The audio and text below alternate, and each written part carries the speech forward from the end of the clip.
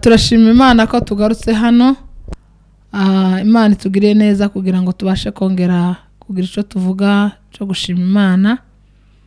Imana yatugiriye neza mu minsi ishize. Hariho byinshi abantu bahura nabyo, kuba Imana ibasha kudufasha tukaba tukiriho cange tubasha kubona umwanya wo kuza hano. Turabishima Imana kandi tuvuye mu gihe ciza cyangwa turacakirimo tugikomerejemo igihe ca Pasaka, igihe twagiriwe umugisha wo kubasha gucungurwa, tukaba tucizihiza kandi Pasaka ikaba muri twe, tukaguma kuzirikana igikorwa Yesu yakoze. Rero twageze hano kugira ngo tubashe kugira ico tuvuga. Uyu munsi tuzanye amashimwe, dufite amashimwe cyane ku gikorwa ciza Imana yadukoreye, tukaba dukomeza kwibuka urupfu rwa Yesu ndetse n'umuzuko we, kuko aho niho hariho ishingiro ry'abakirisitu. Aho niho dufatiye, niho hari urufatiro, aho niho twaboneye intsinzi, aho niho twakuriye imbaraga, aho niho twambikiwe imbaraga z'umwuka wera. Reka rero dusenge, niturangiza dukomeze. Imana ikomeze ibane natwe. Mwami Yesu, turagushimiye kandi turaguhimbaza. Tugushimiye kuko watugire neza, ukabana natwe, ukatubera byose. Mwami, wakomeje kuturinda iminsi yose guhera ku wa mbere kugeza ku cyumweru. Uyu munsi tukaba dutangiye icyumweru gikurikira. Wabanye natwe Data, turagushimiye. Tukaba tuje kugushimira ku mirimo n'ibitangaza wadukoreye, kandi tuje kuvuga gukomera kwawe, tuje kuvuga imbaraga zawe Mwami, tuje kuvuga kuri Imana ishobora byose. Uri Imana yatanze umwana wawe Yesu kugira ngo abashe kuducungura. Uyu munsi tukaba twarahawe ubucunguzi, tukaba twarabonye intsinzi, tukaba turi abana b'Imana, tukaba tugenda dushize amanga kuko Mana uri Imana yacu kandi wadukoreye ibikomeye. Natwe turishimye. Rero bane natwe muri iyi gahunda yo kuvuga ijambo ryawe, udushoboze, utwambika imbaraga, ubashe kudukoresha Mwami, kandi n'ababasha kumva Data ibashe kubagirira akamaro. Icubahiro gikomeze kibicaho, tubisabe tubyizeye kandi tubyiringiye mu izina rya Yesu, amen. Turakomeje gushima Imana ko Imana yatanze umwana wayo Yesu, yamutanze mu bihe bitoroshe. Yaravutse nk'ingene natwe twavutse, arakura, ahura n'ibibazo nk'uko twahuye nabyo, agera igihe araducungura, kuko niyo yari intego y'Imana kumuzana hano mu isi. Tukaba twaracunguwe, tugenda twaracunguwe dufite ubugingo buhoraho. Abantu bamwemeye Yesu nk'umwami n'umukiza turi abatsinzi, tugenda twarabohowe, kandi tuzatwumva ko twabohowe n'ikintu gikomeye cy'amaraso ya Yesu, mu mibabaro ye, mu nkoni ze, mu ntambara ze, mu bibazo byose yahuye nabyo. Uyu munsi tukaba tugenda twarabohowe. Turabishimira Imana kandi dukomeza kwifuriza abantu bose gukomeza kwizihiza Pasaka, no mu bihe byose tugakomeza kwibuka icyo Yesu yakoze hariya ku musaraba. Ni igikorwa gikomeye. Imana yatanze umwana wayo umwe wenyine kugira ngo abashe kuncungura, abashe kugucungura, abashe gucungura isi yose. Abazamwemera bose bazakizwa. Rero tukaba twinginga cyane abantu batarakira Yesu nk'umwami n'umukiza kugira ngo babashe kumwakira, kuko yitanze rimwe. Utazabasha kwemera ubwo bwitange bwiwe azarimbuka. kandi guhitamo nuko umuntu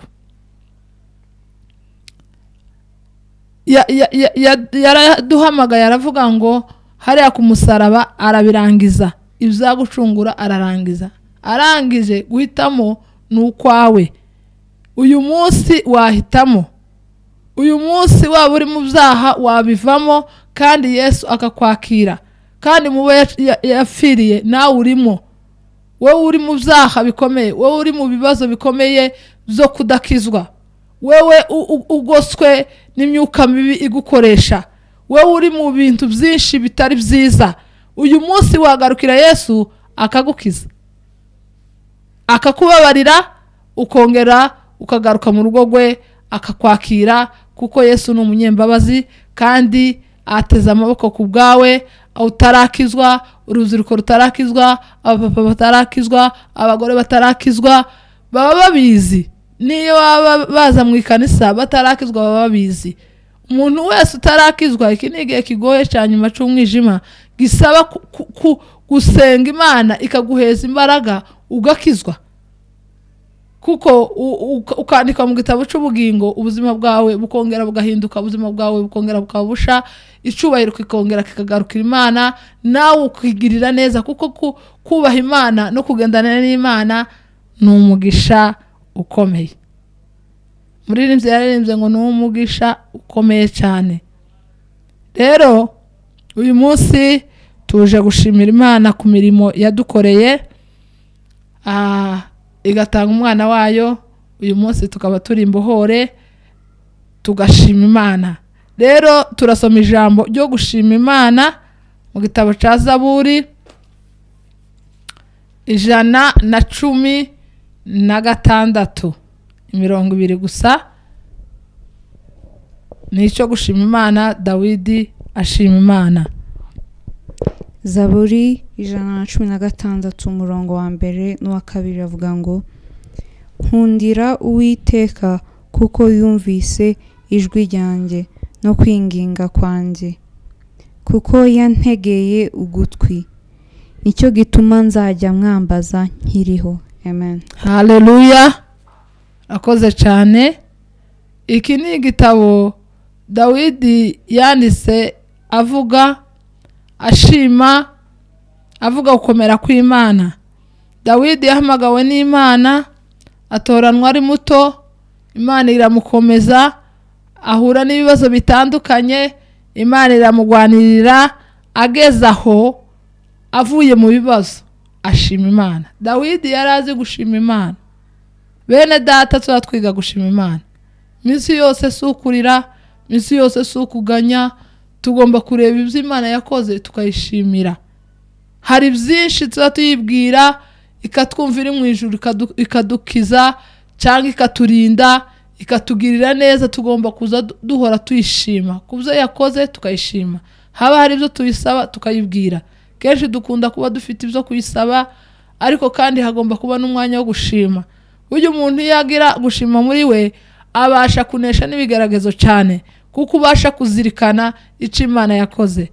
Dawidi aca mu bibazo bikomeye, yagiye ayibwira kugira ngo imutabare, kuko ijambo ry'Imana riravuga ngo musabe muzahabwa, mukomange muzakingurirwa. Yagiye yereka ibibazo bitandukanye yahura nabyo, agera igihe agera mu bisubizo. Arangije aririmba ino ndirimbo, aravuga ngo nkundira Uwiteka kuko yumvishije gusenga kwanje. Hari byinshi dufite by'amashimwe. Nanje ubwanje mfite amashimwe menshi. Hari igihe nzabasha gutanga ubuhamya, Imana nimfasha. Hari igihe nzabaheza ubuhamya bw'ibintu Imana yankoreye. Ndi umugore Imana yagiriye neza, yangiriye neza, kandi nzanyishima bikomeye. Igihe nikigera nzatanga ubuhamya, Imana yumve ko nyishimiye, ndetse n'abantu bumve ko mbashimiye. Rero tugomba kugira umutima wo gushima mu buzima bwacu, tugashima. Abagabo bagashima, abagore bagashima. Nubwo tuba duhura n'ibibazo bitandukanye, ariko mu byo iba yadukoreye nibyo byinshi. Ni mirongo hejuru nyinshi, hafi kudukorera byose. Noneho yagusigaza gatoya, wewe wagira intege nke ukazubona kajya gato, ariko uzoza ureba bya bindi yagukoreye. N'umwuka duhumeka ni utanga. Ntitwabasha guhumeka n'umuntu umwe itabasha kuduheza guhumeka. Rero mu byo ducamo, mbere na mbere tuzaza twiga gushima. Dawidi yaravuze ngo nkundira Uwiteka yuko yumvishije gusenga kwanje, yumvishije ibyo nayisaba.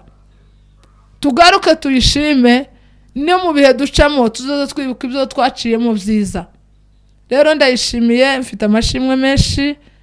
Nubwo uyu munsi ntaza gutanga ubuhamya, ariko nuzuye amashimwe umutima wanje. Ndagusaba kugira ngo nawe niba hari ibyo Imana iba yagukoreye, uzaza uyishima.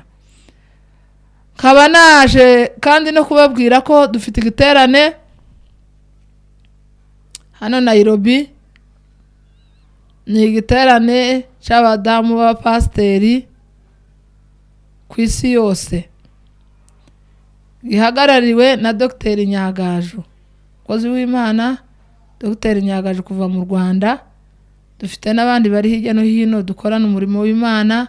Turabaramukije cyane aho bari, turabakunda kandi turabubaha kandi twumva twishimye kubana nabo. Abari muri Australia duteganyiriza igiterane mu kwezi kwa 12, turabaramukije cyane. Bayobozi bacu abari muri Amerika turabaramukije, abari mu Buraya turabaramukije, n'abandi bose bari mu bihugu byo muri Afrika aho dutataniye, Canada. Imana yatugiriye neza nk'abadamu, iraduhamagara. Mu mico yacu ntibyari bihaba cyane, ntago bemera ko umudamu cange umukobwa abasha gukorera Imana imbere y'abantu ngo avuge. Ariko iki gihe ni igihe ciza. Yesu amaze gupfa, umuntu watangaje wa mbere ni umudamu avuga ko Yesu yazutse. Ico ni ikintu gikomeye. Imana yatugiriye neza, ibasha guheza abambere batambutse imbaraga zo guhamya Yesu n'umuzuko we. Rero natwe tugomba guhaguruka tugakomereza aho basize.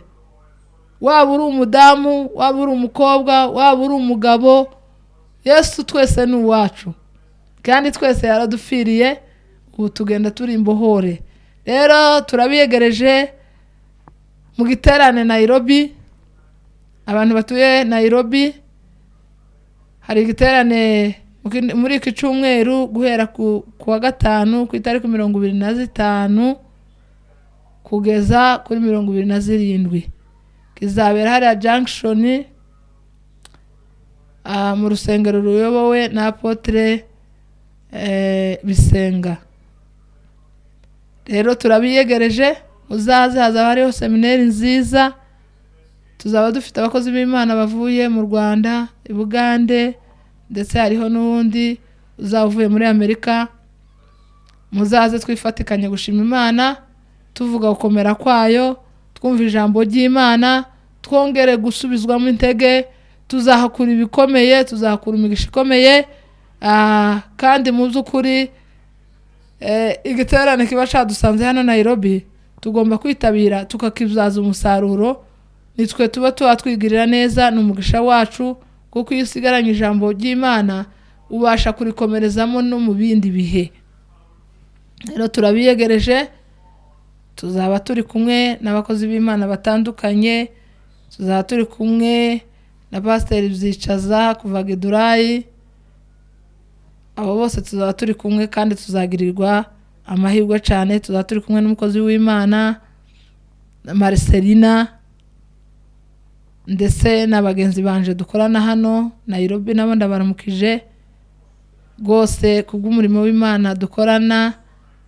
Turi abantu bakorana neza, turi inshuti.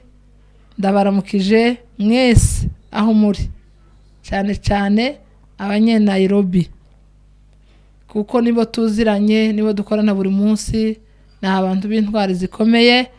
Mukomerezaho kandi icubahiro c'Imana kizagaragara mu mirimo yanyu cange yacu, twese tuzayishima.